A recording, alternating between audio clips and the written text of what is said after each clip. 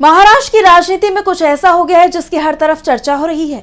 फडणवीस सरकार के एक फैसले ने शिंदे और अजित पवार की टेंशन बढ़ा दी है। सरकार ने उद्धव ठाकरे को बाला साहेब ठाकरे के स्मारक न्यास का प्रेसिडेंट नियुक्त किया है, जिससे राज्य में तमाम तरह की चर्चाओं को हवा मिल गई है।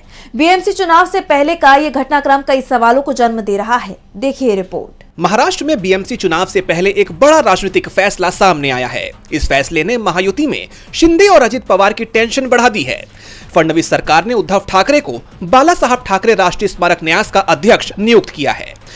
राज्य में इस फैसले को महायुति में संभावित तौर पर तनाव के तौर पर देखा जा रहा है, क्योंकि शिवसेना में टूट के बाद एकनाथ शिंदे अपनी पार्टी को ही असली शिवसेना बताते रहे हैं और इसके चुनाव चिन्ह पर भी दावा करते रहे हैं।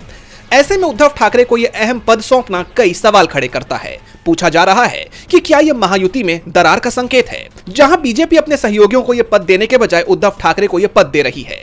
एक सवाल यह भी है कि क्या यह देवेंद्र फडणवीस का एक ऐसा सोचा समझा कदम है जो बीएमसी चुनाव से ठीक पहले उद्धव ठाकरे की पार्टी को बाला साहेब की विरासत के मुद्दे पर हमला करने से रोक देगा। हालांकि माना यह भी जा रहा है कि चुनावी माहौल में यह फैसला महायुति के लिए गलत हो सकता है, क्योंकि यह गठबंधन की एकजुटता और फैसलों पर सवाल उठाता है। दरअसल न्यास का पुनर्गठन कर उद्धव ठाकरे को अध्यक्ष, पूर्व मंत्री सुभाष देसाई को सचिव और विधायक आदित्य ठाकरे को सदस्य बनाया गया है।